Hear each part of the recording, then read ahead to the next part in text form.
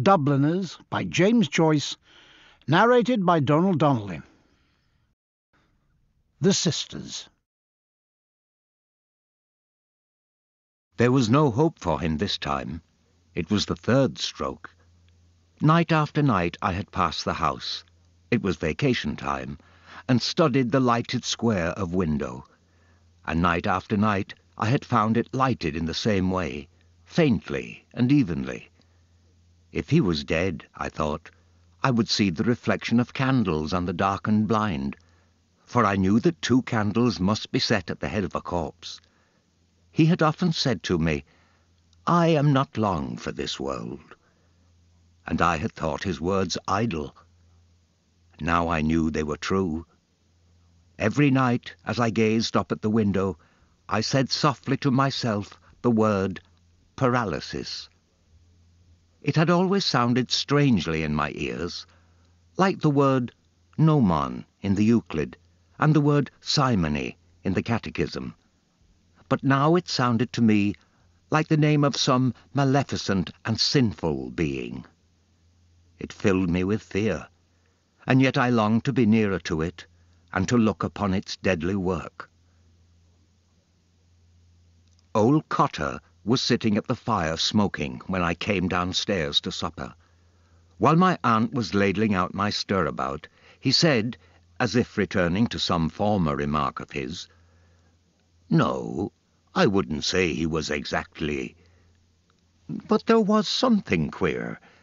There was something uncanny about him. I'll tell you my opinion."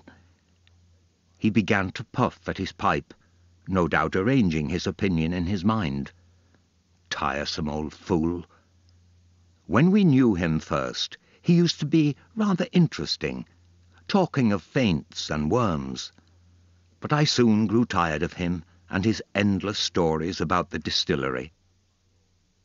"I have my own theory about it," he said.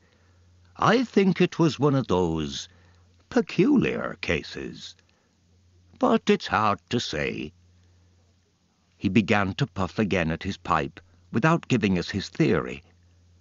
My uncle saw me staring, and said to me, "Well, so your old friend is gone. You'll be sorry to hear." "Who?" said I. "Father Flynn." "Is he dead?" "Mr. Cotter here has just told us. He was passing by the house." I knew that I was under observation, so I continued eating as if the news had not interested me. My uncle explained to old Cotter.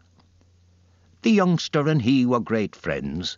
The old chap taught him a great deal, mind you, and they say he had a great wish for him." "God have mercy on his soul," said my aunt piously.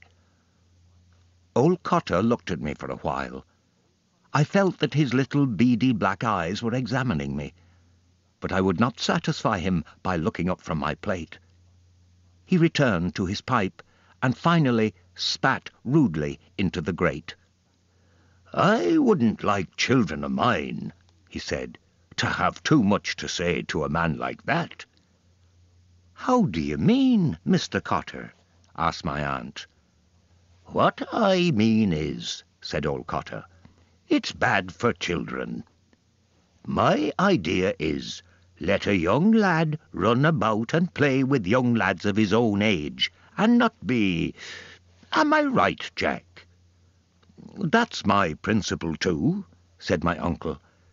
"Let him learn to box his corner. That's what I'm always saying to that Rosicrucian there. Take exercise. Why, when I was a nipper, every morning of my life I had a cold bath, winter and summer, and that's what stands to me now. Education is all very fine and large. Mr. Cotter might take a pick of that leg of mutton," he added to my aunt. "No, no, not for me," said old Cotter. My aunt brought the dish from the safe and put it on the table. "But why do you think it's not good for children, Mr. Cotter?" she asked.